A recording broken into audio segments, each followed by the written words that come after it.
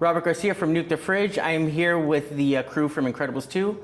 You are? Mahyar Abousaeedi. And? Kureha Yokoo. Thank you for taking the time to talk to us today. Now, we saw the presentation earlier for the action sequence. It looks extremely detailed, and it was a lot of technical stuff for us laymen.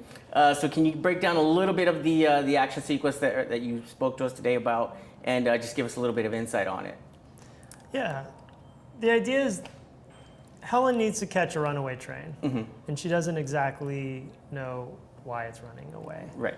And in the process of trying to catch up with it, she also discovers some things about herself and, you know, her family in terms of balancing a work-life experience, probably.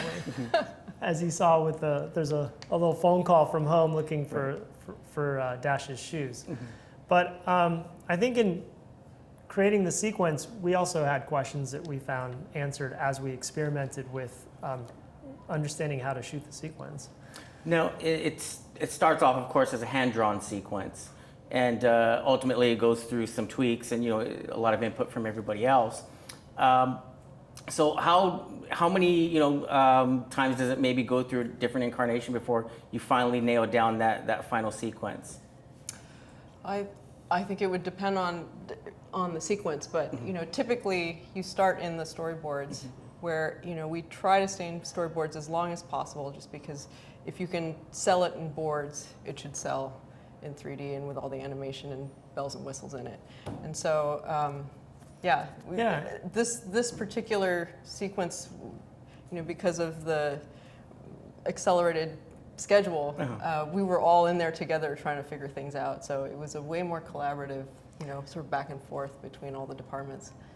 And we're trying to thin it down to the parts that really matter. So when it came to us, it was much longer than what it ended up being in the movie. Okay. And so what you end up discovering is, in terms of iterations, there's a lot of ideas sitting on the cutting room floor. Because what you find is that you want to pace the sequence in a way so that the audience, there's like an arc, right? In the action sequence, there's an arc to what's happening. It's not just about the action, it's about Helen discovering something about herself too in the process of catching the train. So I would say that, yeah, basically like there was things that we throw out and sometimes put back in, or, you know, just throw out and just, it made it better for being omitted. No, what I found just phenomenal as well was there's just so much more that's going on in the world other than what we see.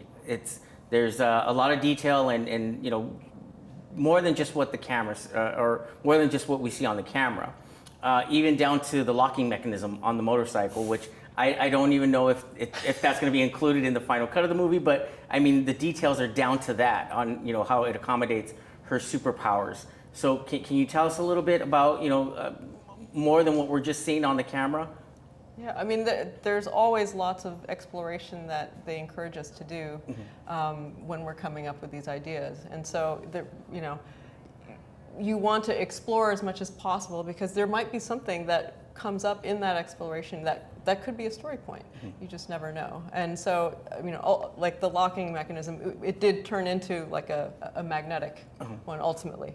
But I mean, we're doing that for everything, and you may never see it, but I think that process of us thinking through things and like trying to come up with ideas and always keeping in mind the character, I think it may not necessarily be on screen, but you'll feel it when you watch the final film. Now, I've noticed also, like, you know, we saw the first 20 minutes of the movie, and it's a lot of what is convincing about it is just the fine details, the way dust settles, even the skid marks on top of the train when she, you know, accelerates her motorcycle. So where does that process come in, or is that, you know, pretty late in the game when, you know, once the sequence is just about done, you're down where you're fine-tuning it? You know, actually, on this show, more than others, we found that, at least in layout, we were talking to a lot of those downstream departments. So that would be like lighting, shading, and effects. And we were having those conversations much earlier, mostly because we wanted the effects, as they do, to be storytelling devices. Like, they're there really to kind of make an impression to the audience on either some kind of storytelling aspect of like, this is an electric bike, or she's going out of control, so maybe the tires are spinning out, or the sparks were telling you that the train had demagnetized. And you don't want to be explained, oh, the train is slowing down because it's, you just, the effect is there and it helps tell the story. Yeah. So we were having those conversations earlier. So by the time it got to their departments for all that kind of beautiful polished work that you saw, the conversation of why some of those effects are there had already kind of been started. Wow. And that was especially cool, like in a sequence like this, where you could be working in a shot in animation. Usually we don't even see effects till much later in the pipeline.